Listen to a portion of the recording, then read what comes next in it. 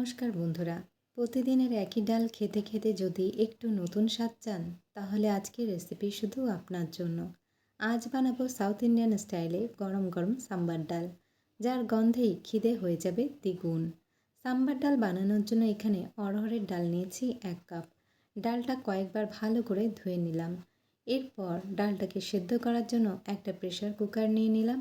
এরপর ধোয়া অড়হরের ডালটাকে কুকারের মধ্যে দিয়ে এরই সাথে পরিমাণ মতন জল আর সামান্য একটু নুন দিয়ে ঢাকা দিয়ে কয়েকটা সিটি দিয়ে ডালটাকে সেদ্ধ করে নেব। এই সাম্বার ডাল আপনারা ইডলি, ধোসা, এমনকি ভাতের সাথেও কিন্তু খেতে পারবেন। এখন কুকারের ঢাকা সরিয়ে দেখে নেব ডালটা সেদ্ধ হয়েছে কিনা। ডালটা পুরোপুরি ভালোভাবেই সেদ্ধ হয়ে গেছে। এবার বাকি উপকরণগুলোও দেখে নেব। এখানে নিয়েছি বিনস, সজনের ডাঁটা, গাজর আর লাউ। সবই ছোট টুকরো করে আমি কেটে নিয়েছি। আপনারা চাইলে এখানে বেগুন, কুমড়ো ব্যবহার করতে পারেন।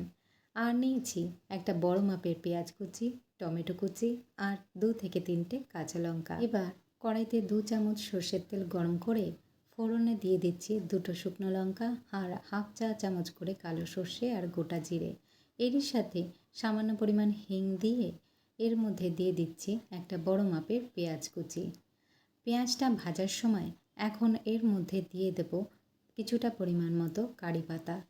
আমি এখানে ফোড়ন দেওয়ার সময় কারি পাতা দিইনি, কারণ গরম তেলে অনেক সময় কারি পাতা দিলে পুড়ে যেতে পারে, তাই এর স্বাদ বজায় রাখার জন্য পেঁয়াজের সাথে দিয়েছি।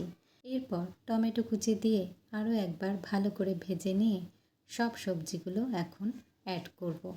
এখানে আমি সজনে ডাঁটা, গাজর, বিনস আর লাউ ব্যবহার করেছি। আপনারা আপনাদের পছন্দ অনুযায়ী সবজি ব্যবহার করতে পারেন।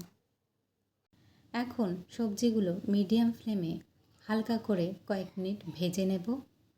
আর এরই সাথে এখন কিছু গুঁড়ো মশলা ব্যবহার করব।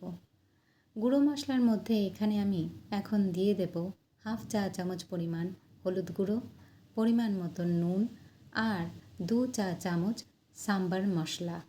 আপনাদের কাছে সাম্বার মশলা না থাকলেও সবজি মশলাও এর পরিবর্তে ব্যবহার করতে পারেন। এর সাথে এখন দিয়ে দিচ্ছি 2 গ্লাস পরিমাণ মতন হালকা গরম জল। গরম জল দিয়েছি কারণ এতে সবজিগুলো খুব সহজেই নরম হয়ে যাবে আর রান্নাটাও খুব কম সময় লাগবে।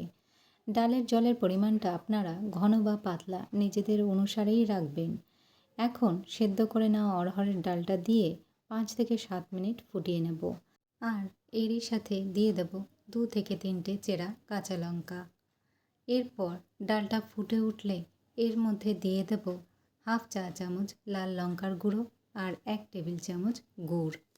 গুড়টা দিয়েছি স্বাদের জন্য। আর এরই সাথে এখন দিয়ে দেব 2 থেকে 3 টেবিল চামচ তেঁতুলের জল।